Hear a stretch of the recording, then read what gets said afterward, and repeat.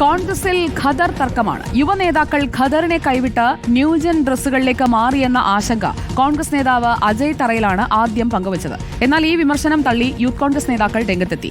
കാലത്തിനൊപ്പം ഡ്രസ്സും മാറാമെന്നാണ് യുവനേതാക്കളുടെ പ്രതികരണം. വസ്ത്രധാരണം അടിച്ചേൽപ്പിക്കേണ്ട വിഷയമല്ലെന്ന പ്രതികരണവുമായി പ്രതിപക്ഷ നേതാവും രംഗത്തെത്തി.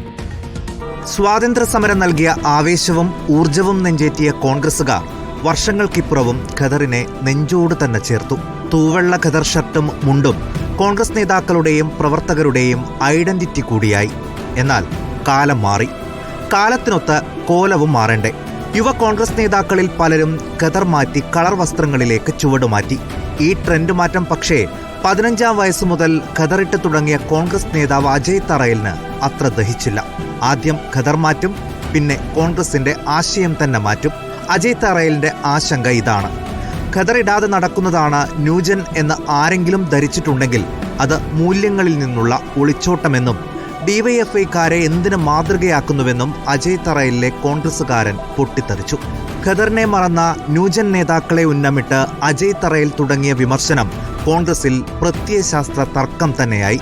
നേതാക്കളും പ്രവർത്തകരുമൊക്കെ പ്രതികരണവുമായി വന്നു. യുവനേതാവ് ശബരിനാഥൻ ഫേസ്ബുക്കിൽ ആദ്യം വിശദമായി കുറിപ്പിട്ടു: ഗാന്ധിയൻ ആശയങ്ങളുടെ പ്രതീകമായി ഇപ്പോൾ ഖദറിനെ കാണാൻ കഴിയില്ലത്രേ. കഴുകി ഇസ്തിരിയിടാനൊക്കെ വലിയ പ്രയാസമാണ്. ഇനി ഡ്രൈ ക്ലീൻ ചെയ്യാമെന്ന് വെച്ചാൽ ആ ചിലവിൽ 5 ഷർട്ട് വരെ ഇസ്തിരി ചെയ്തും കിട്ടും.